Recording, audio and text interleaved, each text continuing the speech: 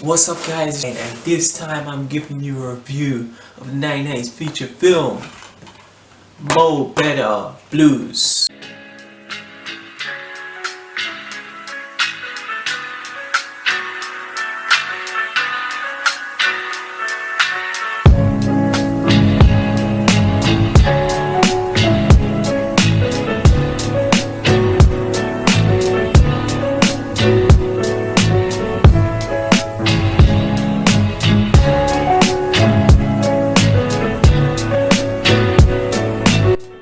Merry Christmas, Merry Christmas, Merry Christmas.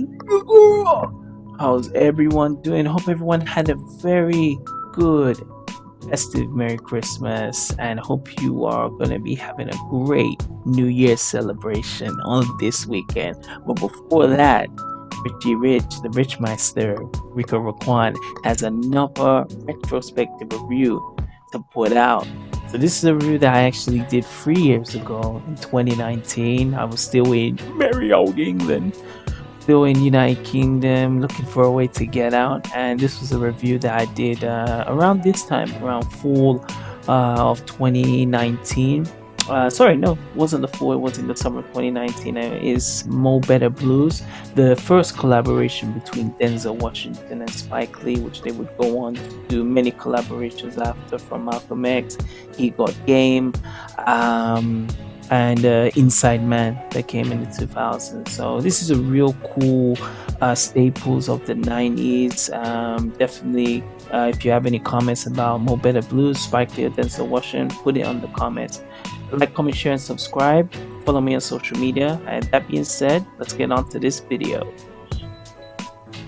So, Mo Better Blues, 1990, almost like 2 decades have passed since this glorious hit.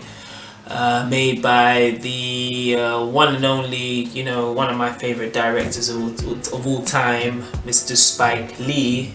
And as we all know, he christened his movies like Mo Better Blues, like Jungle Fever, like Malcolm X, the list goes on and on, ladies and gentlemen, as a Spike Lee joint. Starring Mr. Denzel Washington. I'd say Spike Lee was in his prime and his peak. He had just come off the cultural and phenomenal hit Do the Right Thing, which came out a year prior to this in 1989. After this came, Spike Lee made glorious hits such as Jungle Fever, Malcolm X, The Summer of Sam, Crooklyn, He Got Game. It went by this time. This was mainly the first time in the black cinema that you had a noble director and the main noble leading black man, Denzel Washington, working together. Mo Better Blues, this film is unlike Denzel Washington's other pieces like Glory or like Malcolm X. This is not really a period piece. This is set during the current time period, which was my favorite, which was the 90s. This came out in the 90s and it was set like it was within that current time. Even in one of the scenes, Denzel Washington actually mentions Arsenio Hall. Because as I'll go into the story, Denzel Washington's he's an obsessed, he's a musician. He plays the trumpet. I believe it's the trumpet. I don't know if he shows it there. Yeah. So he plays the trumpet since he's been a kid. Played Bleak. Yeah, he's called Bleak. His parents, when he was young, they were training him to become a great musician. So he couldn't even he had to sacrifice sometimes, paying with the kids, having a normal child life to become a great success, and it's really good way how they show how he is from a kid to an adult. It doesn't spend too much time with it. It just shows a quick instance, then he's already an adult playing in these kind of jazz music clubs. What I love is at this time, as I was saying, Spike Lee was his peak. Spike Lee was appearing, he was playing a character within his own films, as he did Do the Right Thing. He was the main character, but in this, in Jungle Fever, and a lot of other films, he always had an appearance, so he plays Denzel Washington's you know, made friend. Very similar to how Spike Lee is in Malcolm X, you know, used there as like, you know, Denzel Washington's main buddy. It's very similar to this, you know. What the film like mainly you know, entails is like Denzel Washington's like how can I say, he's great at what he does, but he's very selfish, you know. In this one, he's very like just only for himself, you know. And sometimes he only talks about it in the third person, like, you know, I gotta do what Bleak, you know, Bleak's gotta do what Bleak's gotta do, you know what I mean? So he's only obsessed with himself, you know. And this like mainly causes like dysfunction with like the people he's surrounded with, you know, because I'll touch on the other supporting characters, main ones. So you have Wesley Snipes playing Shadow, you know. This is before Wesley Snipes. I to be honest, I think this is probably maybe the first time like you see Wesley Snipes in a, you know, like a hit film. You know, he had other films in the 80s. I think he was in the Wildcats film, and you know, he played in the Michael Jackson Bad music video, which I think was in the late 80s. You know, but like you know, where Wesley Snipes really kicked off, you know, like kicked into the screens was like, you know, White Man Can't Jump, obviously New Jack City, you know, and then like, you know, he had these like you know, the martial arts was like, you know, the Rising Sun, Passenger 57, you know. Then he went on later to do like Blade and that, you know what I mean. So that was later on, but in the early 90s, this was the like real kind of first time you see like you know, Wesley Snipes, you know. And I like how I've always said, you know, a lot of people forget that as good as Wesley Snipes is as a martial artist, he's a great actor. He's so believable when he's in his roles, you know. Like some people don't understand, like at this time where Denzel Washington was the main, you know, like, you know, the main Hollywood like black actor, you know, Wesley Snipes was there. Maybe he was a close second, you know. Like, you know, some people do not understand how big he was. Like, you know, when Demolition Man hit and he was facing Stallone, you know, Wesley Snipes was basically probably like how Jason Statham is now, you know. Maybe Wesley Snipes was even bigger than that, you know. He's a certified G. He's in that. Also, I forgot the name of the name's actor. I think but he's most notable for you know, playing Gus Fring in the Breaking Bad TV series. He also appears in a lot of like, you know, Spike Lee's films. You know, he appears as one of the in the music group, because he has a band. You know, Denzel Washington playing Bleak. You know, he's got a band of musical performance. You know, of like, you know, Wesley Snipes. You know, the actor playing Gus Fring, and then two other like they play like every night, you know, in this kind of like so it's really cool. So like, with going back to like, you know, Denzel Washington Bleak, from the early beginning, he's trapped in a situation of, not really trapped, because again, it's like, oh, do it. He has basically two goals. Friends, you know, and they both know that Denzel's with the other girl, you know what I mean? Like one's played by Spike Lee's sister Joie Lee, who also played Do the Right Thing, and the other one Cynda Williams, the yellow Clarke, you know, is his other girlfriend, you know what I mean? So you know what's really funny, and it's only how I got this now, Denzel juggles both of these girls, you know, and he basically says like, you know, he can do this because it's a DICK thing, you know, it's not like a love thing, you know. He basically loves himself so much, so he uses these girls as entertainment, because he basically considers himself the man. So he's like, well, if I'm the man, I'll be able to have the fruits of joy, you know. As the film goes on, what happens is Spike Lee is he has like the situation of he keeps gambling, because the band is really good, like they make performances and that, but I believe it's John, I don't know if it's John Stewart, he and another actor who's plays in Jungle Fever, you know, they're making, what it is they're kind of like the managers of the clubs, you know, so they're taking like the revenues, but they're not paying them like accordingly, you know, because every time I think they paid like, you know, Spike Lee to pay the band, Spike Lee was always using it to gamble, you know, and he was getting into that debt of like you know, guys were coming in to just beat him just randomly on the street, you know. One time I think he's riding a bike and they opened the door open shut and like Spike Lee flips over, you know, and yeah, how what's it, Denzel's character and Wesley Snipes' character, they're butting heads from the beginning, you know, like because Denzel is, you know, he's his band and his group, he has to be the marquee player. Wesley Snipes doesn't feel it like that. He feels he can get out and make his own band and he can be the headlining, you know. He feels he's just as good as Denzel, you know. So they keep butting heads through the film, and what happens, you know, during the later stages is, you know, because like it gets out of control of Denzel, you know, juggling, you know, Cynda Williams and Joie Lee, you know, having these two girls together, you know. There has this great scene where you know, Denzel's making love to both of the girls and he keeps seeing both of them and he calls them the name of the other girl, you know, so they get angry and they're like, I don't need this SHIT, you know what I mean? So it's such a fabulous moment, and because of that, like at this time, once that happens and, you know, both the girls said, no, I can't do this anymore, Denzel like tries to just cut off everybody, you know, and Wesley Snipes finds the best time to go to Cynda Williams, the fair-skinned girl, you know, and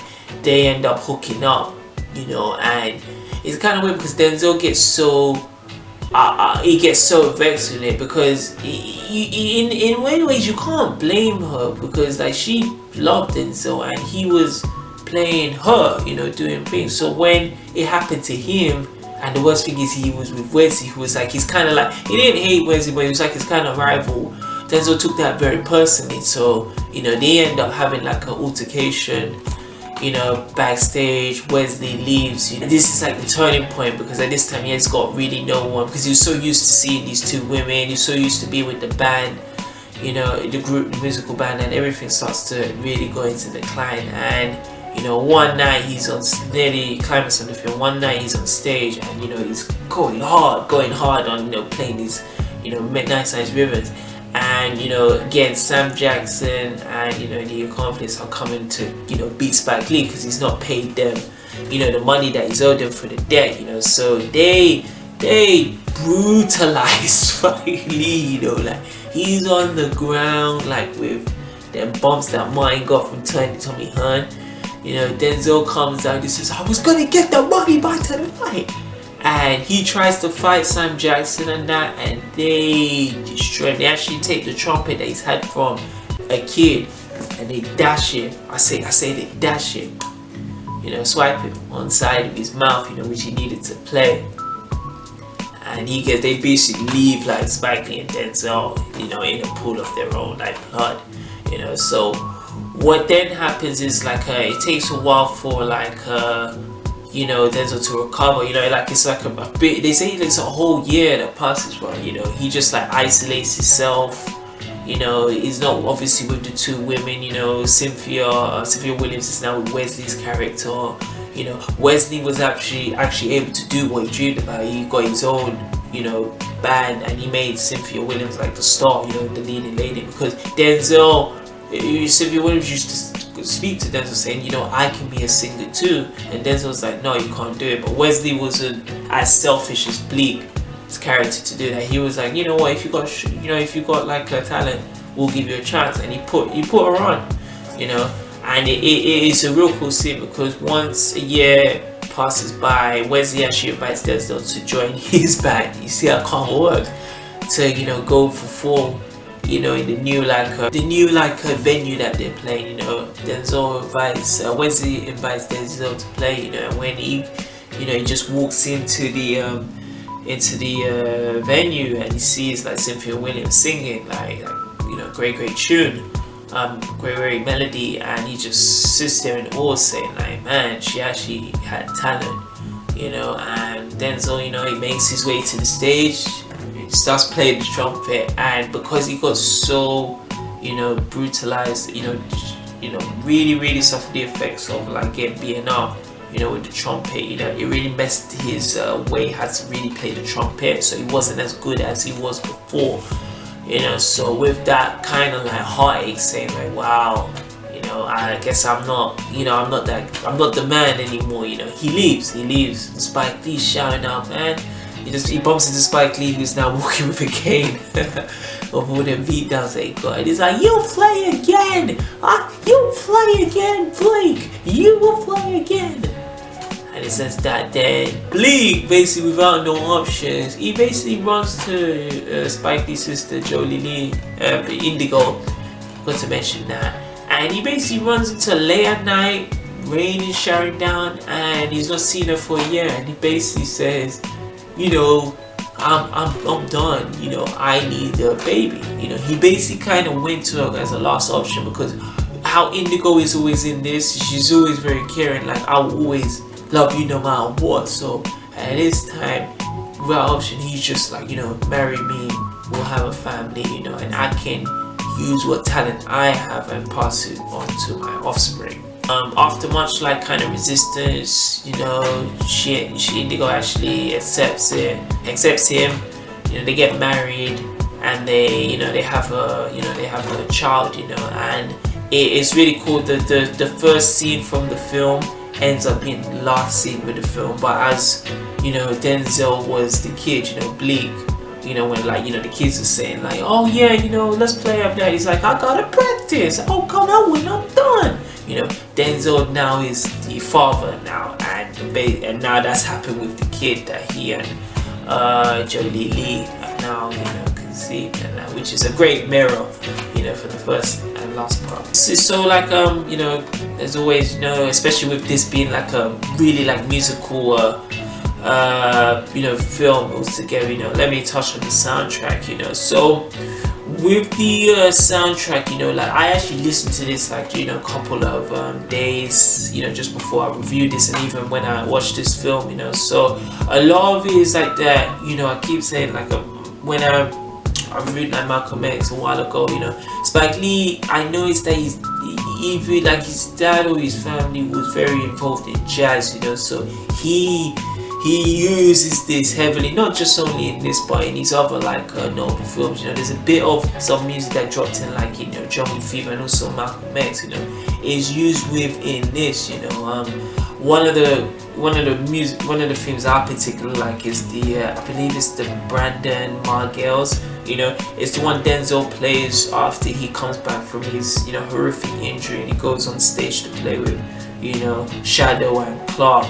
You know, and I think it's Never Again. You know, that's a great, you know, emotional feel. Like when I was the other musics, you know, because I'm still listening to them, you know, I still need to get like the actual title to them. But all in all, it's just a great, you know, soundtrack. You know, I would definitely recommend to, you know, anyone who does watch this, you know, they have the soundtrack you can get by itself. Where would I rank this with like you know, Spike Lee's other films? You know, I think what it is it came at a great time of when, you know, he may Do the Right Thing, which was a big impact film, but a very, very controversial film.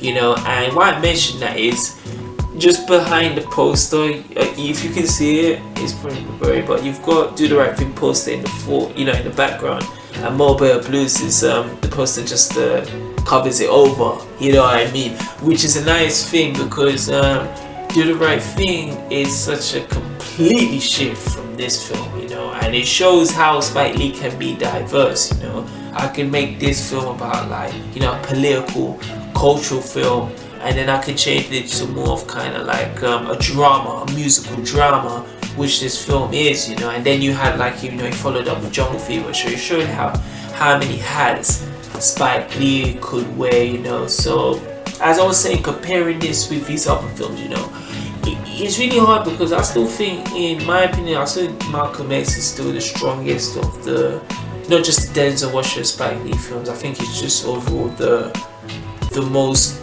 epic, you know, of Spike Lee's films. You know, Do the Right Thing is very, very great. Jungle Fever, amazing. He Got Game, amazing. I would probably say like somewhere after there I would put this, you know. All the stuff that happens in this film was his own doing, you know, like you know, he didn't have, you know, again, some people do what you like, you know, whatever makes you happy, but you can kind of see from this film, it kind of reminds me what happens in that film with Jude Law with Alfie, of, you know, the guy who thinks he can get so much women, and then it comes to bite him in his ass, because he doesn't know that when he's doing that he's actually crushing someone's feelings, you know, but they're so self-absorbed in themselves that it's just meant to enhance the ego of, like, you know, it's like he says, you know, it's a DICK thing. Automatically with Denzel said that, I was like, man, I can't root for this guy, you know what I mean? And you can kind of see what happens to the end.